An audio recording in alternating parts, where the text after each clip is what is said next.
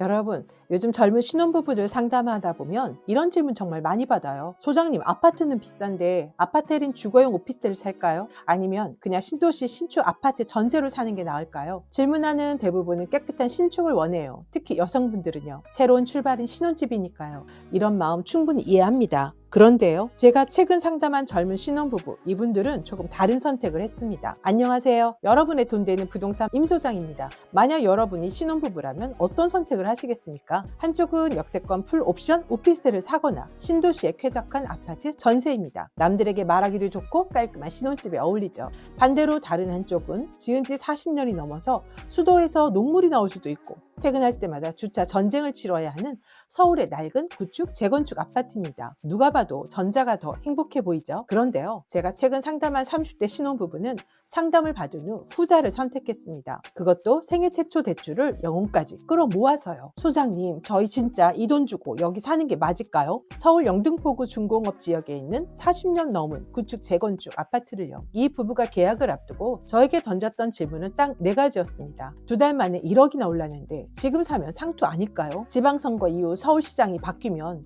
용적률 400% 혜택 없어지는 거 아닌가요? 건설 경기는 최악이라던데 재건축 멈추고 분담금 늘어나면 어떡하죠? 같은 단지 저층과 고층 3천만 원 차이인데 뭘 사야 할까요? 오늘 영상에서는 이 질문들에 대해 제가 부동산 정보와 데이터를 분석해서 어떤 객관적인 답을 드렸는지 함께 공유해 드릴게요. 지금 내 집 마련 앞두고 고민만 깊어지는 분들이라면 오늘 영상이 분명 판단에 도움되실 겁니다. 2달 새 1억 폭등, 지금 사면 상투 아닌가요? 가장 먼저 이 질문이 나왔습니다. 소장님, 2달 전만 해도 이 가격이 아니었는데 1억이나 올랐어요. 매물도 없고요. 지금 들어가는 거 추격 매수 아닌가요? 제가 이렇게 말씀드렸어요. 10월 규제 이후에 서울 핵심 지역은 1억 이상 오른 곳도 수두룩합니다. 중요한 건 얼마나 올랐느냐가 아니라 왜 올랐느냐입니다. 부동산이 진짜 안 좋을 때는요, 호가만 놓고 거래가 아예 없습니다. 그런데 매물도 사라지고 실거래가 붙으면서 가격이 오른다? 이건 시장이 이 지역의 재건축 가치를 알아봤다는 신호일 수 있어요. 특히 이 영등포 준공업지역은 서울시 정책 수혜주로 부각되면서 집주인들이 매물을 걷어들이고 있는 상황이거든요. 그래서 저는 이렇게 정리해드렸어요. 지금 1억 더 주는 게 억울할 수는 있습니다. 하지만 재건축이 끝나고 입주할 때를 생각해보세요. 그 1억은 안전하게 탑승하기 위한 급행열차 티켓값일 수 있습니다.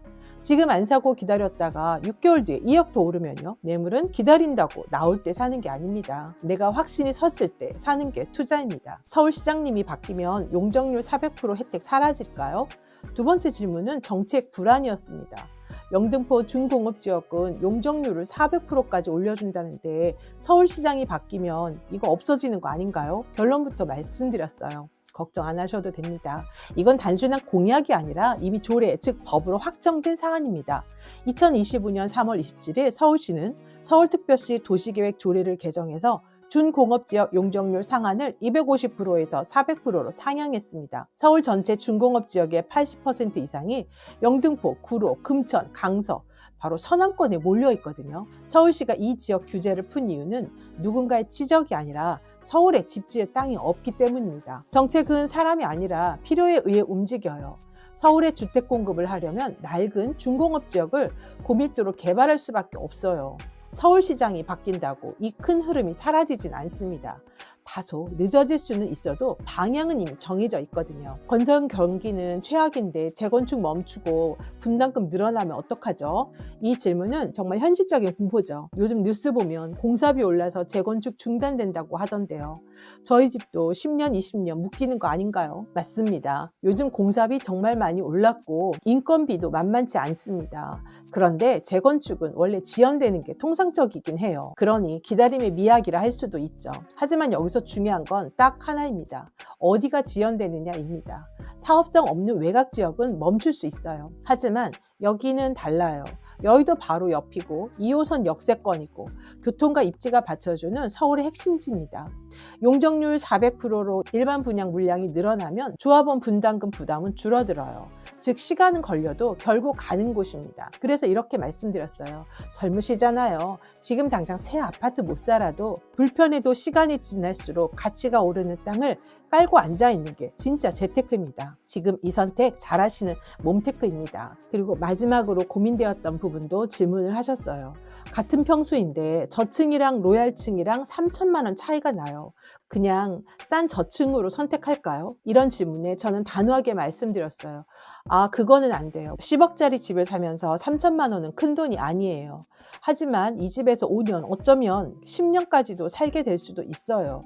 햇살 들어오는 집이어야지 몸테크를 버티게 해주거든요. 그리고 나중에 팔 때요. 불경기에도 팔리는 건 항상 로얄층입니다. 3천만 원 아끼려다 나중에 1억 덜 받는 경우 정말 많습니다. 이건 비용이 아니라 내 삶의 질에 대한 투자예요. 상담을 마치고 나서 고객 목소리가 바뀌더군요. 저층도 괜찮지만 고층이 더 마음에 드는데. 나도 그래. 햇빛도 잘 들고 완벽해. 이제 확신이 생겼어요. 저는 오히려 이 부부가 대단하다고 느꼈습니다. 요즘은 인스타에 올리기 좋은 집, 당장 예쁜 집을 많이들 선택합니다. 그런데 이분은 미래를 위해 현재의 불편함을 선택했어요. 녹물 나오면 필터 끼우면 되고요. 주차 힘들면 조금 걸으면 됩니다. 하지만 그렇게 버텨서 얻는 서울 역세권의 새 아파트 등기 권리증은 그 어떤 화려한 전세집과도 비교할 수 없는 자산이 될 겁니다. 부동산 시장 단기적으로는 흔들릴 수 있어요. 뉴스 따라 본인의 마음도 흔들릴 수 있고요. 하지만 입지 좋은 땅의 가치는 시간이 지나도 배신하지 않습니다. 지금 완벽한 집을 찾지 마세요. 시간이 지나면 완벽해질 곳을 먼저 선점하시면 됩니다. 여러분의 상황에 맞는 객관적인 분석과 1:1 상담이 필요하다면 언제든지 문의 주시기 바랍니다. 오늘 영상이 여러분 인생의 중요한 선택에 조금이라도 도움이 되었기를 바라며 구독, 좋아요도 부탁합니다.